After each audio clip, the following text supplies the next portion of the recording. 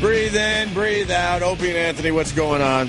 Hey, we got to talk about this serial killer. Holy shit, Rodney Alan Rippey. Alcala? Finally lost it. Is that his name? I'm going back quite a ways there. A little bit. Rodney Alcala is a fucking naughty boy. Yeah, he's a real piece of shit. We should get the story out, I guess. We got a news story. What does this guy like to do? Just fuck. He would choke them and then revive them and then kill them. That was his thing? He finally got sentenced his third trial. He had been convicted twice of rape, I guess raping and murdering a 12-year-old girl. And they were overturned, but he has now been convicted. And he's been convicted and given the death penalty.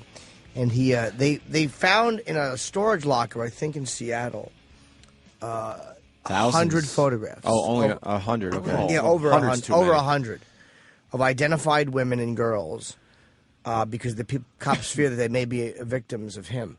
Over 100 unidentified women and girls. He was into photography, obviously, and he was a photographer, yeah. And he would sometimes go, "Hey, let me take your picture," and the woman, "Oh, nice, nice, yeah, what a guy!" And other times he has a lot of creepy shots of women not knowing they were getting their pictures taken and stuff. Wow. And they're starting to say that some of these pictures, there's victims in there. Yeah, they're thinking anyway.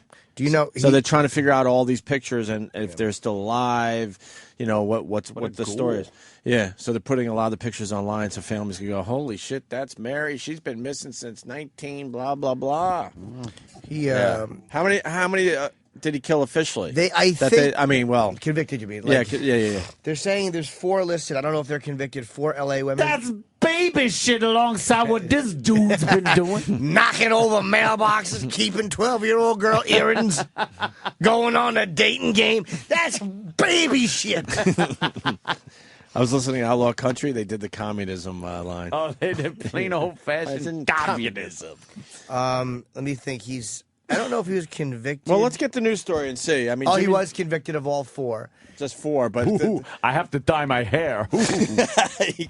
Someone said he looks like Stugger Patty. A little bit. Little Stugger Patty. Weird Al. Weird Al is a murderer, yeah. Let's get the news story out. I think Jimmy did a really good job, but there's probably a couple little things in here that we might have missed. It's hard to imagine that this 66-year-old disheveled-looking man, We, the jury, find the defendant, Rodney James Alcala, guilty of... may be one of the most prolific and terrifying serial killers ever brought to justice. This could be easily be another Ted Bundy. It could be 20, 30 victims. Rodney Alcala is now on death row for the murder of these 5 women. But what has so alarmed investigators are thousands of other pictures found in his secret locker, just released by police. Don't some of the pictures turn your stomach? Every one of them do, because to me, every one of them is a potential another victim. Some of the potential victims are posed, while others are clearly unaware they're being photographed. And what the jury learned about the actual victims was horrific. Before Rodney Alcala, a beautiful young woman. After Rodney Alcala, she's a brutalized, ripped-up corpse. Yeah, they kind of showed like the crime scene Wow, photo. really? I mean, a lot of stuff blurred out, but you're like, oh, boy. He really tore him up pretty bad. Oh, yeah. Let's go to Scott in Cleveland. Scott has a problem here. What's up, Scott? Hey, I want to know how Jimmy goes from Uncle Paul to not being so fucking sensitive about this stupid TV report. I'm not. How am I sensitive about it? Ramon, you should be in a jail cell with a 30-year-old woman for the rest of your life. Punch it out, boys. Too late. Yeah, don't give a victory punch it out after that fucking monumental dud. By the way, he won the dating game. Yeah, no, we're getting into that. Oh, yeah. I got it all figured out here. We got audio from the dating game. Well, that's what makes it creepy. He never went on the date. She never went out with him because she said she canceled because she found him too creepy. Wow. Yeah, we're gonna get okay. That's perceptive. Here's part 2 of the story. Prosecutors say when he was young, Alcala was a master manipulator. It's the dating game. Alcala became bachelor number 1 on the hit show The Dating Game.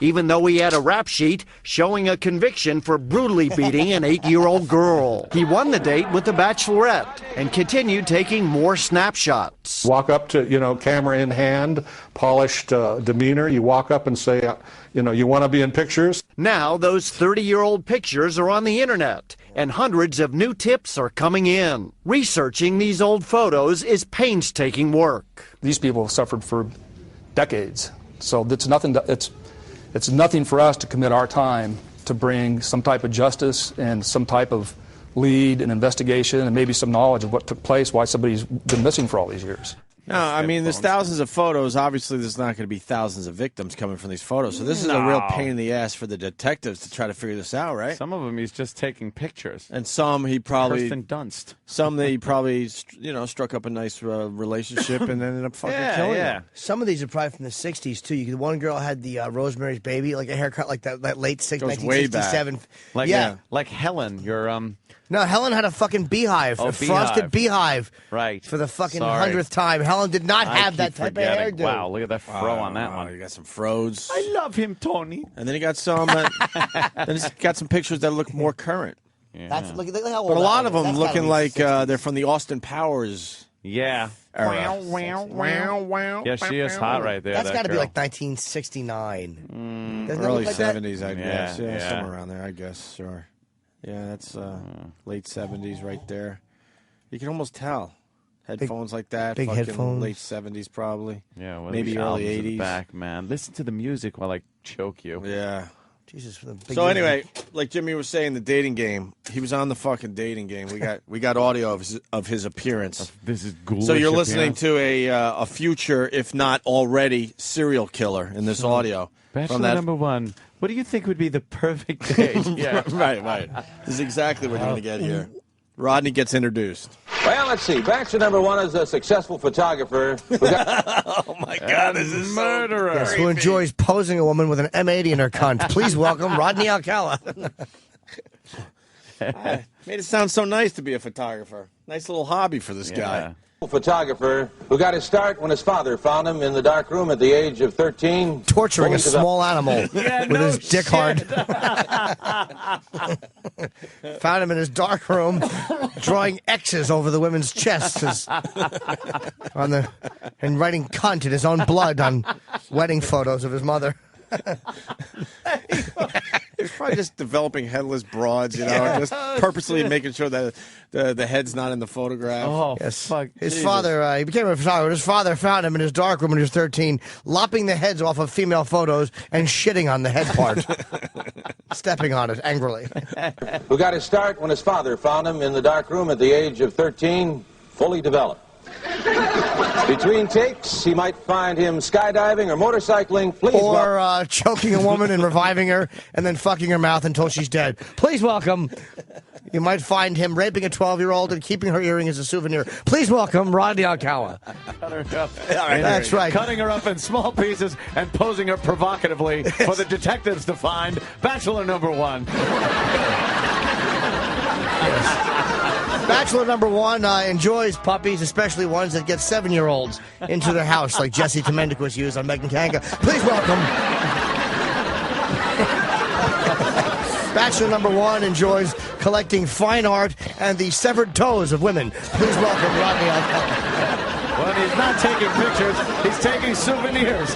Ears, teeth, toes, whatever. Yes, Bachelor number one is wearing gloves to hide the bite marks inflicted on him by a hitchhiker who he viciously assaulted with a gas can.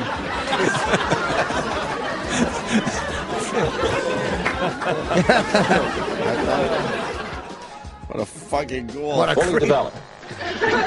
Between takes, he might find him skydiving or motorcycling. Please welcome Rodney Alcala. Fucking serial killer on the dating game. Wow. And he comes out and he says, it's Alcala. And just for that, I'm going to kill one of your female cousins. Everybody laughs. Laughs like, oh, that silly guy. He's wild. Well, Rodney talks about his favorite time of day. Oh, no. Oh. I'm going to guess it's 3 o'clock when the little cunts get out of school and I can choke and kill them in my van. I love that 3 o'clock bell. Nothing gets my dick going like that 3 o'clock bell while I'm holding a hammer. Where's the music, Travis? Get ready with that music. Yes. Rodney's. He says he enjoys caving in the heads of youngsters with a rock. Please welcome Rodney Yes. Yes. He says his favorite music is the screams of a 12-year-old as he chokes the life out of her. Let's hear his answer. Truncheons and Garrett's. Or garrote. Bachelor number one. Oh, no. Yes. What's your best time? The best time is at night. Nighttime. Yes, because it's easier to lurk in the shrubbery and attack one of you cunts with a pickaxe. Not as many people see you loading bodies into trunks of cars. Yes. I like the night because it's so much easier to roll a hooker up inside a carpet after repeatedly kicking her in the sternum.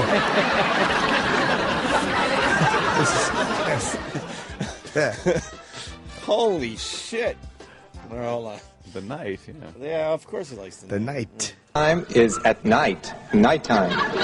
Why do you say that? Because that's the only time there is. Whore. The only time? What's